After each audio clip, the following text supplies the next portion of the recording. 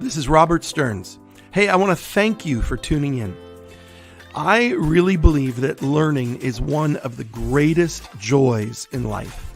And one of the greatest ways to learn is simply to have meaningful conversations, both with those who come from a similar background as yours, as well as those whose background might be very different. So my hope is that as we connect and converse with leaders from all around the world, that we will learn and grow together. If you're new with us, hit the subscribe button and we'll deliver the new episodes to you right away. So wherever you are, on a run, in the car, at the kitchen table with some coffee, welcome to the conversation.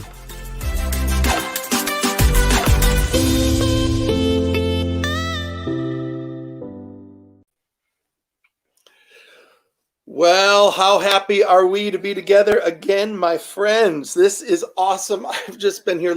What a poppy song our intro song is. That is just fun music there. Everybody is signing in all over. Great to have you all on tonight, folks coming in from left and right across the country. Go ahead and sign on in. Brother Carlton Funderburk, God bless you, sir. Roman and Barbara with us from Carlton. Where are you from? Brother, I don't recall where you're from, but I know that I see you online all the time. Hey, Amy Gould, God bless you. Let's see who's on tonight. Carol's with us from Greenfield Township, Pennsylvania. Terry's here from Columbus, Indiana. Terry, I drove through Indiana the other day. I thought I should have stopped and grabbed coffee. We were driving Isaac out to Chicago. He's spending some time with his aunt and uncle out there in Chicago. Hi, Terry. Hi, Denise from Youngstown, Ohio. Harry and Dee from Florida. We're going to have breakfast on Saturday, Harry and Dee. Folks, I'll be in Fort Myers, Florida this weekend. I'm speaking Friday night and Sunday morning at Word of Life Church in Fort Myers, Florida. And looking forward to that and looking forward to seeing our friends and partners there. If you know folks in Florida, encourage them to join us. I heard Florida is easier than New York in terms of kind of the stuff that goes on. Brother David Krause, God bless you. Carlton, you're from Kansas City. I lived in Kansas City. Did you know that? I lived in Grandview, Missouri. Hello, Mary Gramalia, God bless you. Janet and Paul, God bless you. Paul and Janet, we are keeping you both in prayer. I know that you both have been working through some incredible health issues. I got the updates, Janet, on all you're going through, and we are praying for you and lifting you up to the Lord, asking you to strengthen, asking the Lord to strengthen you in every way. Ruth, God bless you. Yes, Stephen Veronica will be with you this weekend. And Ruth, God bless you. I know that your precious cat passed away, I think 14 years old. Your cat was, and that's hard when you have a beautiful pet like that. God bless you and comfort you in that regard. Laverne, you're an example to all of us. Laverne has already shared the broadcast. Now, if you are going to follow Laverne's great example, type in, I'm sharing. All right, go ahead. I'm sharing. Linda Nelson, God bless you. God bless you, Linda Nelson. We love you, and we're always praying for Jasmine.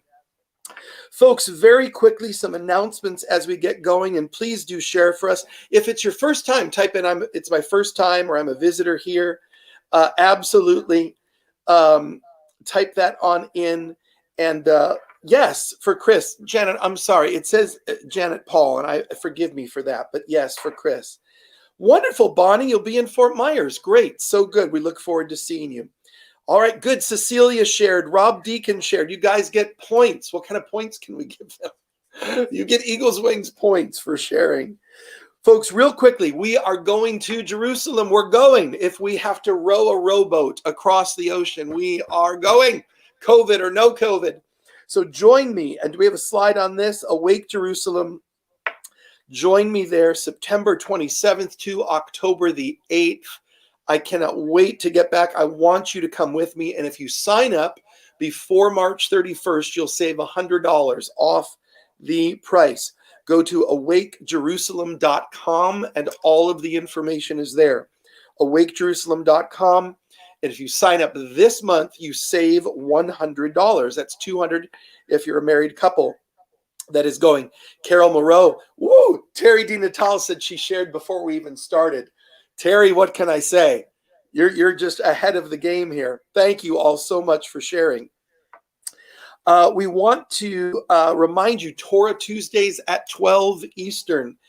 These weekly studies have been amazing. We have over 100 people live studying Torah, Jews and Christians together. We've had several nations on board with us every week. Mark Gerson, our amazing teacher, is with us every Tuesday. Go to TorahTuesdays.com. TorahTuesdays.com. You'll get your link. There's no cost. It's free of charge, but we do ask you to register. TorahTuesdays.com. Sign up for that. And if you've not already gotten Mark's amazing new book, The Telling, please sign up and get Mark's new book.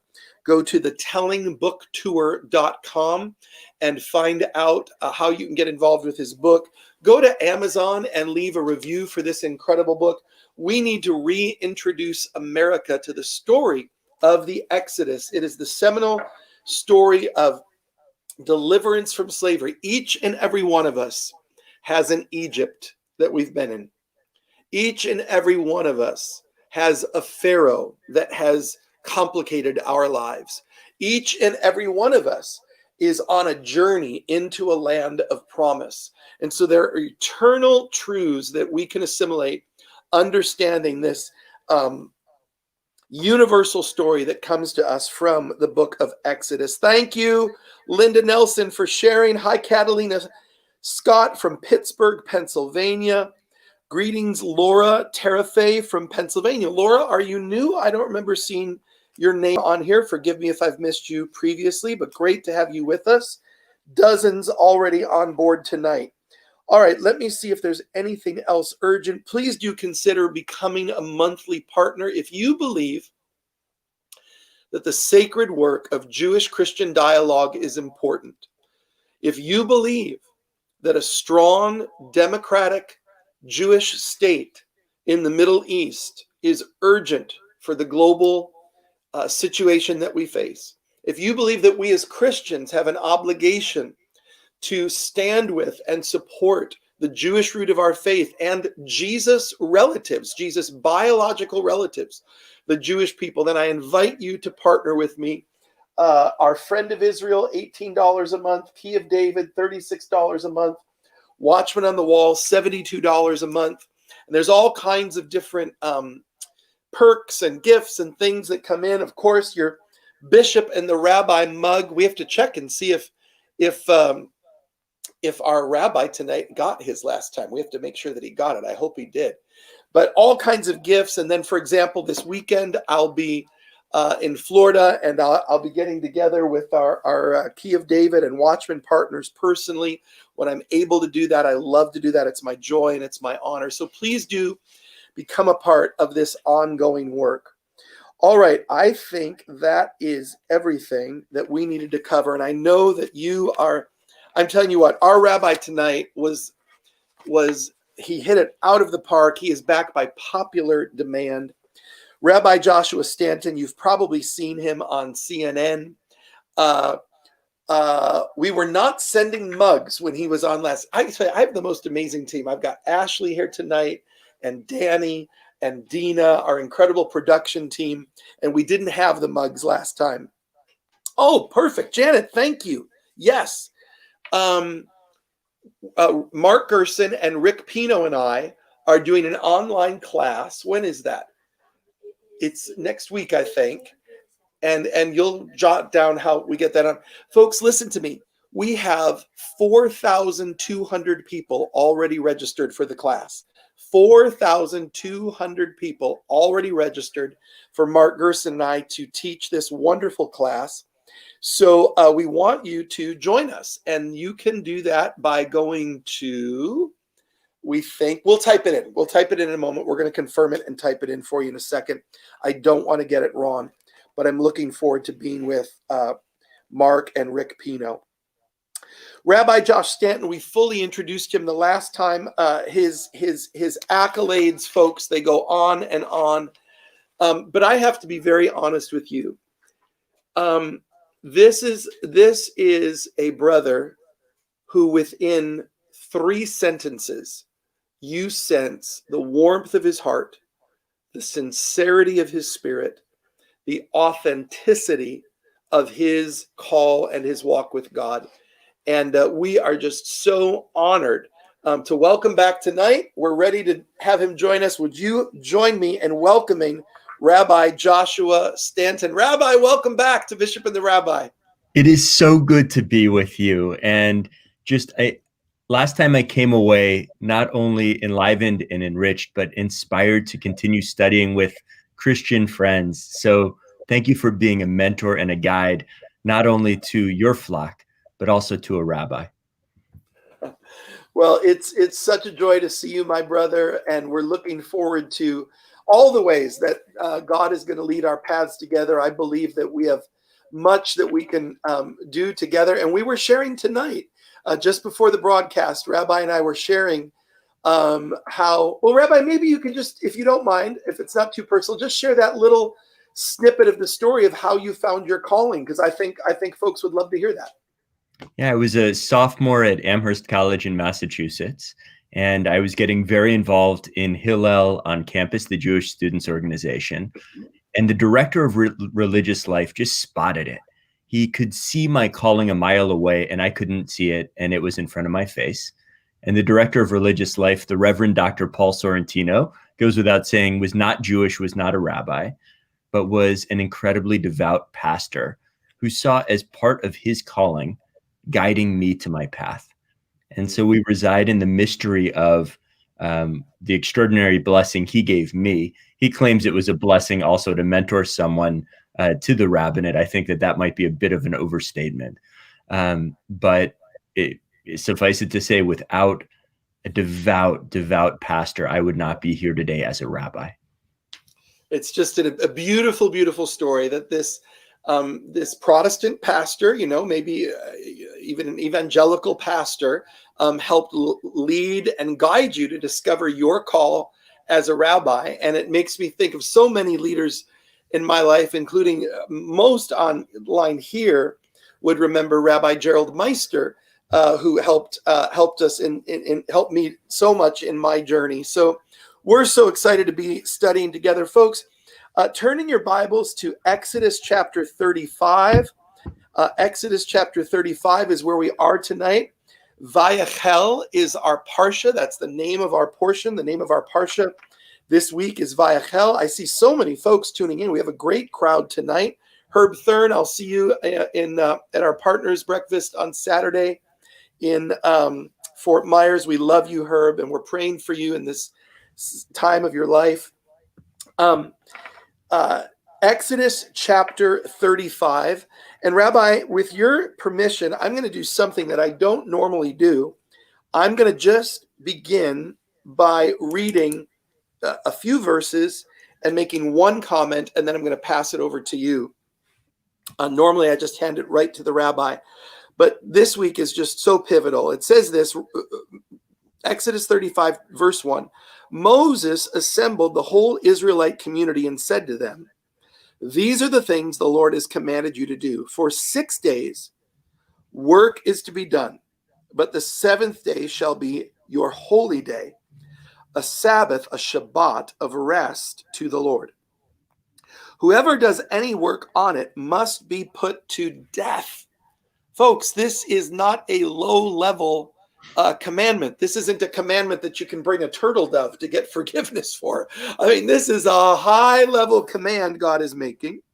And of course, Rabbi will articulate later on that these put-to-death comments in Jewish tradition were never acted on. It was a hyperbolic statement that God was saying, this is how important I want you to take this. It wasn't taken as literally a death sentence, but God was speaking in extraordinary terms to make a point. But Rabbi will explain that much better than I do. But here's what he says. Do not do any work. Do not light a fire in any of your dwellings on the Sabbath day. And so many of us are beginning to awaken in our modern, busy, distracted, shallow, intense world. So many of us are reconnecting to the power of Sabbath. to the power of lighting those candles, of turning off the television, turning off the cell phone, of sitting down at a meal with family and friends, of praying a heartfelt prayer to the Lord, of setting that time aside and saying, God, this time is yours. And so this first few verses from this amazing Parsha, Vayachel, is the call to remember the Sabbath, and a call that so many of us are responding to. Rabbi, thank you for rejoining us again. The floor is yours, sir. Take us through these wonderful passages. So in my mind, this entire section is a direct response to the golden calf. Moses already responded as a leader by going back up the mountain and carving new tablets to go along with the ones that he smashed. He came down, he was radiant, he was excited, he was filled with life and a sense of purpose and holiness. And now comes the difficult part, as all of us know it with anything in a large group. How do you convey that sense of purpose? And so the Israelites needed a common mission, and building the tabernacle would be that. In contrast to an idol, where you're worshiping the physical surface, this was to be a home for the sacred presence of God, which at once is everywhere. And human beings needed to understand that God was also there with them. And so it was an affirmation of God's presence with them in that place at that time. At the same time, we see in this, the very first thing that happens for the Israelites is they're warned not to work too hard. You have a shared purpose. You have a mission. You're building a holy space. Don't exhaust yourselves in doing so. If this becomes a source of stress and pain, if this becomes a source, if this drains you spiritually, doing this holy work together, you're doing it wrong. It connects also directly to Moses on Mount Sinai. It is said that boshesh is the word used in Hebrew, that he tarried on Mount Sinai the first time, and that's why the people panicked.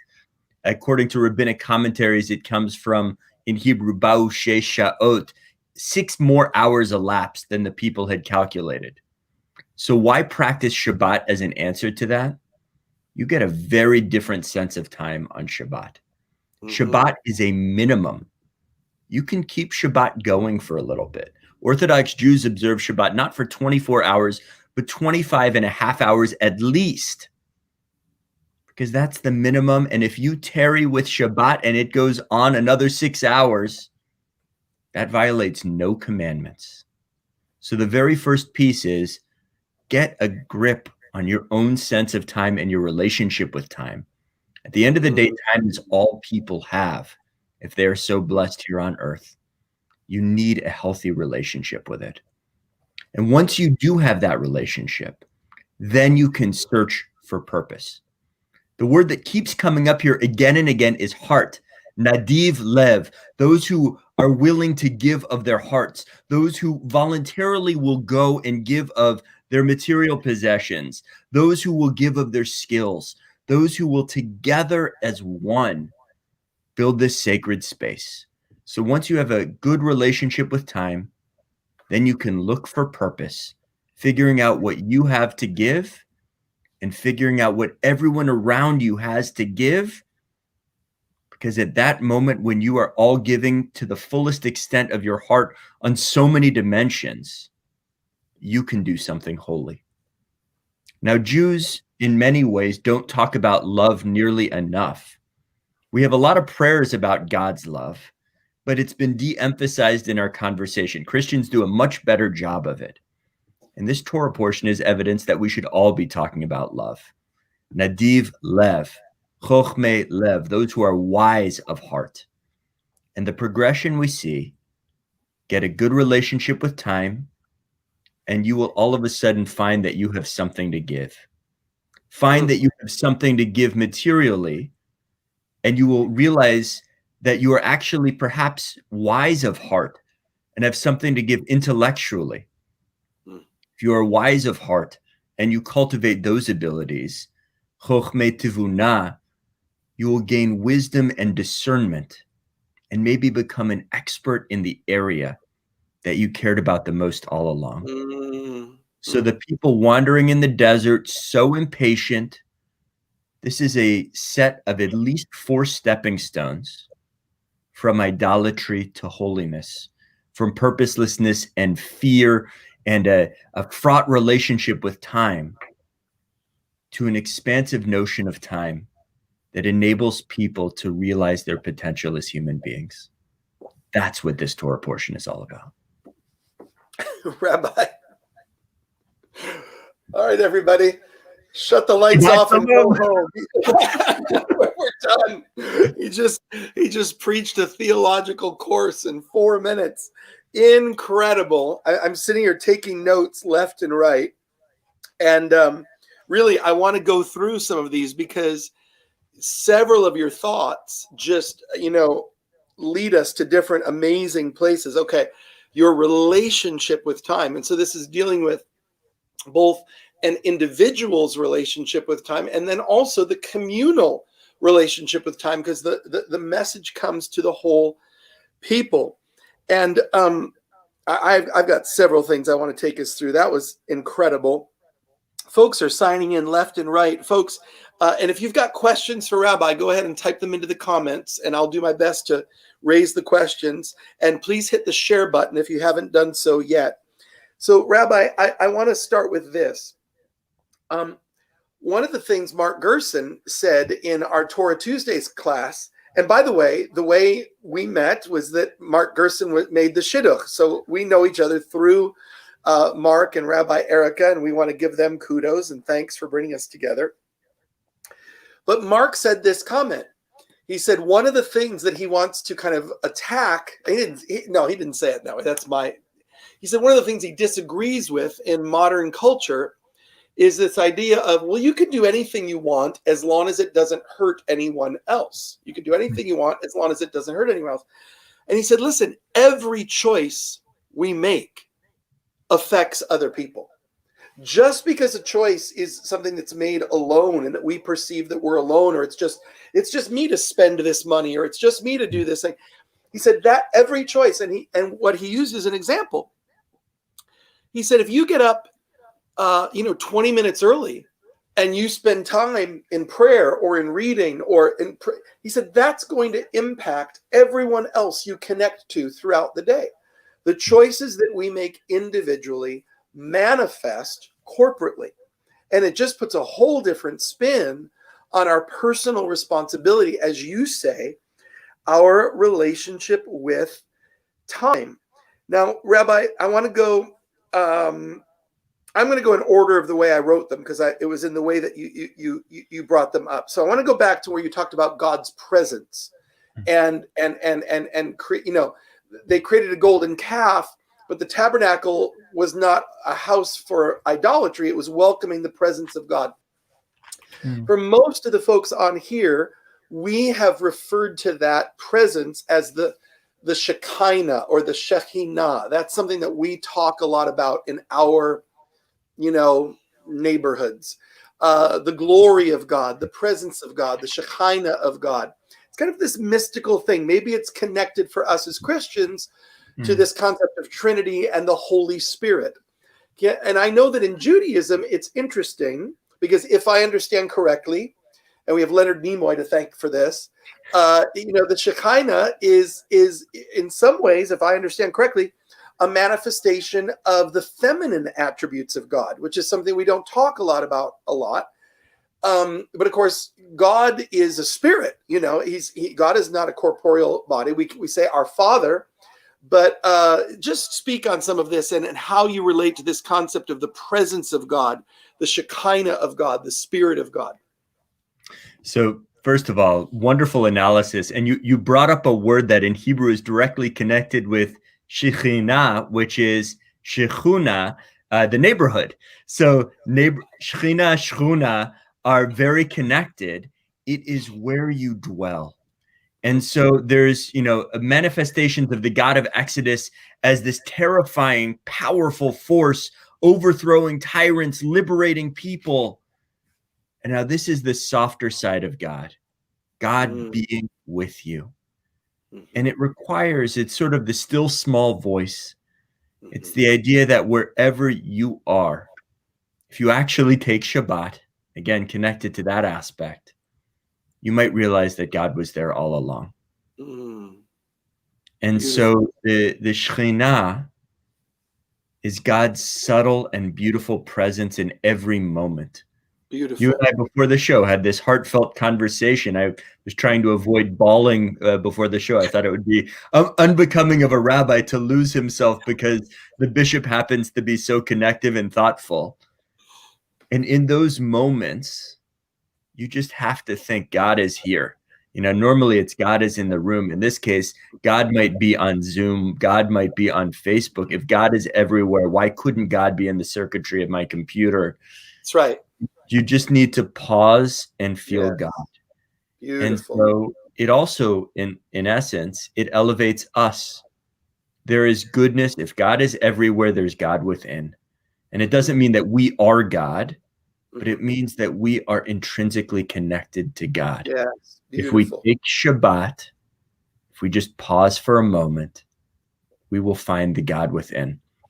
And the tabernacle, the great irony, it's the anti-idol. God is everything but the metal and the physical substance. God lives within, in the anti-space, in the absence of substance. That's where God is. In the anti-material. It's an acknowledgement that humans live in a material world, and sometimes we need material objects, but God lives in the space between those material objects, not in the material itself.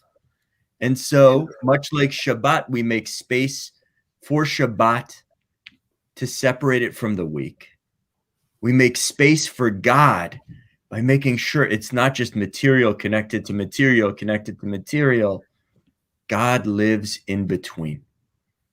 And so that's what this is about in both aspects. And, beloved, I want to just say to us tonight, I mean, this is the gift. And I say of the Jewish people, but the rabbi, I believe, will not be offended if I remind us, it's really the gift of God to the planet through the Jewish people, because the concept of Shabbat predates Exodus chapter 35. Yes. The concept of Shabbat is intrinsic to the nature of God himself. Genesis chapter 1, Genesis chapter 2, God takes a day and rests from his labors. So what this tells us is that God himself dwells in that place. And if we are created in his image, then he also calls us to that. And it was never until I began walking alongside my Jewish brothers and sisters that I understood that you could sanctify time, that you could recognize that time itself could become a holy thing. And of course, we can sanctify any moment by invoking the name of the Lord, by recognizing the presence of God. But God says there are specific moments, most specifically Shabbat, that he himself has set aside as a holy time. It's an invitation to meet with the Holy One. And Rabbi, you said you've got to deal with your relationship with time. And I mean, that is just mind-blowing. And I want to bring it to a line that I've heard from so many Jewish leaders. Maybe you'll know where it started, or maybe it's one of these ubiquitous quotes. Rabbi, the old joke, right? So the pastors are at a great pastors conference. There's a wonderful pastor preaching. And so the next week, the pastor steals that quote and he says, as Pastor Smith said, and he says the quote. The second time he uses the quote, he says, as someone once said, and he uses the quote. The third time he uses the quote, he says, and as I always say, he uses the quote. It's amazing. I love it. So maybe you know where this came from, but the quote that I've heard so many Jewish friends say is this, that it is not yours to feel the pressure of completing the work, but neither are you allowed to lay the work aside. Now, I didn't say that correctly. I didn't say that correctly. So you're going to correct it and give it to us correctly and just speak on that for me, because what you're saying is, and I what does the word say? Unless the Lord builds the house, they labor in vain who build it. Unless we are partnering with God, unless we are doing God's work his way, then we're striving. And we're not going to have the blessing of God. And so you're saying to us, a huge part of the blessing of God is coming into this sacred relationship with time. Can you give us that quote correctly and expound on it for us? Lo alecha, yes, it's not upon you to finish the task, but nor may you desist from it either. Rabbi Tarfon, one of the great rabbinic minds, Lo alecha hamlacha ligmor velo ata ben chorin lehibatel mimenu is, I think, in Hebrew. And it goes, by the way, to the heart of this passage. Right. The Israelites are called to do something incredibly difficult. Right. The hardest part being they're called to be inspired and still to pause at least one day a week. And I feel like, to me as a rabbi, especially a rabbi during pandemic, I'm spread thin, I'm tired, I'm trying to connect with people on Shabbat, I'm trying to think about things, not just for my own Torah learning, but maybe I'll preach on them later. The work, even in the holiest of realms, feels like it's creeping into my Shabbat. And this is a lesson saying even the tabernacle, in which God is going to dwell and that will unite a people after their greatest catastrophe of the golden calf, they still needed Shabbat. Do you think you need Shabbat any less than they did? Do you think your work is that much more important than building the tabernacle? What type of ego do you have, Rabbi? Pause. And it even goes on, and this Torah portion goes on to delineate all of the different things that the Israelites did to build the tabernacle, to cut, to tear, to hammer, to weld, to all of these things. And then they get codified in rabbinic literature. They're the Lametet Melachot, the 39 aspects that are seen as work. And they're taken directly from here. They're sort of categorized and carefully cataloged by saying even the holiest of endeavors still takes something out of you. It might give a lot, but it takes two. And the moment you forget about your relationship with time and it becomes just about achieving this goal, you've distanced yourself from your soul, from your inner being, from who you are at your core. And at a certain point, no matter how good the tabernacle, you're going to find yourself creating a golden calf if you don't watch your relationship to time, to task, and to your own ambition. I mean, I got to be candid. I don't know if you feel this. There are times when I'm just trying to, build my little tiny microcosm wannabe version of a modern iteration spin-off of something that could barely be seen as holy in comparison to a tabernacle. And I'm pushing so hard and I'm giving it my all. And it's like I'm starting to cut corners on my own rest and cut corners on my family and cut corners on my friendships and cut corners and cut corners and cut corners. And what this says is, at a certain point, you will never have rest. That's why it's a positive and a negative command. You must observe Shabbat and you must not break Shabbat. This is stop. You must stop. And for many, that's the hardest thing in the world. There's so many people so blessed to be like Bezalel, the incredible architect of the Mishkan, to have so many abilities, so many strengths. And the greatest people I know struggle the most with pausing. Mayui in the comments has a wonderful message. She said, this is an essential message for our performance-based culture. And, Rabbi, it comes to me that it's most dangerous for those of us who are religious leaders because we purport to do our work in the name of God. Mm. And so it can, we can be very caught up with our own self-importance, and we can put extraordinary demands on ourselves and on those around us because we're doing this holy work. And yet we are absolutely called to the point that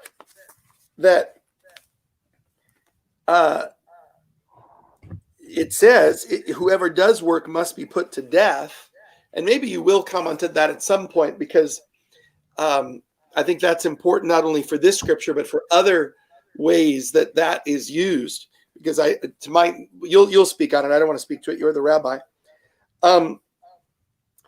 But the utter importance of this. What was my thought? That we, as religious leaders, can motivate people to that, and yet the scripture is telling us it's not only about getting the work done; it's about how the work is done that makes it holy to the Lord. It is about the culture that we are building, the way we are building, not just the completion of the task. And so it's so important. And then times 100 with these demonic things, itching at our brains every moment of the day.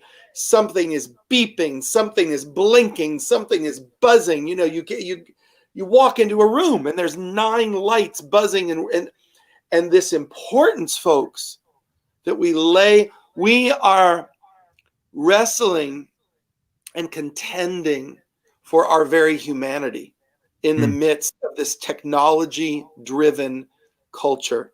So, Rabbi, maybe just speak for a moment to this issue. Were people really put to death in these things in the Old Testament? Because I've been taught otherwise. And then we'll so speak to that for a moment, and then one of our young men, Matthew Kabik, has a great question I'll read to us after you're done. But take that away. So very quickly, our tradition essentially banned the death penalty. It said that once in fundamentally like an entire term as judge, if a court sentences someone to death, it is a cruel court and it will be disbanded. So you can do it once and then you're done being a judge. And so if there is a unique circumstance, a fundamental danger to your people, your community, okay, maybe there's a unique exception. You will never be a judge again. That's it. Because the thought was that there are just too many different ways someone can make a mistake. And then there came in all of these additional regulations. If everyone on a court agrees, then someone cannot be put to death, because it means that, probably they were just feeding on a simple narrative, and no narrative is so simple. And then if there's not unanimity, then someone can't be put to death. So functionally in process, it became impossible. It was there on the books to show, to your point. You said it so well. Honestly, you should teach at a rabbinical school. I feel like you are a rabbi's rabbi. It was on the books for emphasis. It was on the books not to say literally you will be put to death, but maybe this is a path to death and destruction. And I have to tell you, the people I'm talking to today, quietly behind closed doors, the level of sickness, the level of sadness, emotionally and spiritually right now, it's like nothing I've ever seen.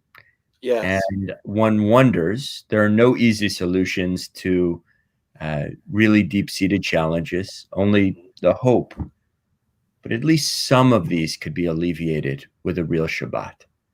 Call it Wednesday, call it Tuesday, but just 24 hours of nurturing relationships, eating some good food, and showing up for yourself. You deserve joy, and God commands you to have time that is actually meaningful. Folks, we're studying tonight with the beautiful, renowned Rabbi. Rabbi Joshua is with us again tonight, and we're so honored by his presence. We've got wonderful group on tonight, and it looks like many new people, which is fantastic. If you can help us by hitting the share button, we would appreciate that so very, very much. It helps us grow our following and spread this message of Jerusalem-based Christianity all around the world. You know, Rabbi, to your point, that according to the tradition of Judaism, that really this was a point for emphasis, and you have these various delineations that show that it was not used. Literally yesterday, I was informed, I don't want to get into the details, but informed of a situation that I know personally, of a person who was unjustly imprisoned for 26 years. And just yesterday was released from prison after a 26-year sentence. Specifically because, as you say, there was collusion with the judge at the time. There were backroom deals that happened, et cetera, et cetera. And this person was unjustly judged. If folks have not seen the movie Just Mercy, I absolutely encourage you to see the movie Just Mercy, which really sheds a light on injustice in the legal system, specifically touching upon communities of color and what they have faced in our nation. It's an incredible movie, Just Mercy. I took my children to see it. And so it's important for us to understand that much of what we read in Scripture then was interpreted by the rabbis, by the sages, and we have to have that oral tradition to fully understand what was being communicated there. So folks, hit the share button, get the word out. Rabbi, I can't believe the time has flown by. I want to give a final question tonight to Matthew Kabik, who is loved by our Eagles Wings community. And then you're going to answer that question, then give us a final comment. Now, Rabbi, you didn't get this last time, but our Bishop and the Rabbi coffee mugs are available, and one is coming in the mail to you tomorrow. So you'll get this as well. You sent me Mark Gerson's book, and so that is such a profound gift. Far be it from me to kvetch, to complain. We'll keep gifts coming your way. But Matthew asks this question. Rabbi, you are someone who pauses and honors Shabbat every week, and yet you have found time to accomplish so much. What are practical ways you would advise someone on time management outside of Shabbat? So if we're taking one day a week and we're honoring this, what are the principles that you've implemented as someone who is successful, as someone who is accomplished? How have you learned good time management in your walk? So first of all, I have to acknowledge my own imperfections as a religious leader. I think one of the tragic ironies is that my Shabbat practice peaked the year before I was ordained a rabbi in terms of how nourishing it was. That Shabbat is at once the most sacred day and for me sometimes the busiest of days. If you were to ask my family the day when I spend most time with them, it's probably Sunday. And so I want to acknowledge with humility that I do not have this down. At its essence, Shabbat is a practice. It means it takes a huge amount of time to get used to the idea of stopping and training yourself to stop. I would say start by taking an hour without anything electronic to just do something you love. The only exception I would say is feel free to call a friend. Don't text them, call them. So connect with somebody. Go for a walk, bake something with chocolate in it. I mean, it doesn't have to be something so difficult and challenging as prayer and facing ourselves or our Creator. Take an hour and do something that just helps fill you with joy. And then try to make it 2 hours the next week and 3 hours the week after. And you might find yourself with Shabbat. I think a Shabbat practice takes years to develop and nourish. And all of a sudden you find that you are so productive in every other moment because you know that you have a day off. It centers your entire week. It centers your fullness of being. Beautiful words and a beautiful message tonight from Vayachel, Exodus chapter 35, coming out of the golden calf story, out of the story of idolatry. The children of Israel are invited into purpose, into mission, but mission that would be accomplished with the image of God intact in them.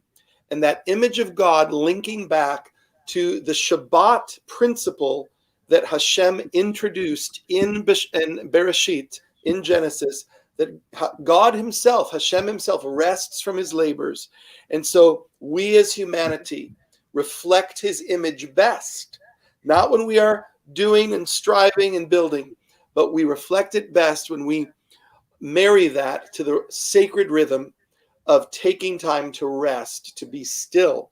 That beautiful, is it Psalm 46, I think it is, be still and know that I am God. To find God in the stillness. Rabbi said to us tonight, in the golden calf, they were worshiping in the material, but in the tabernacle, it's the opposite. God is found in the space. God is found in the vacuum.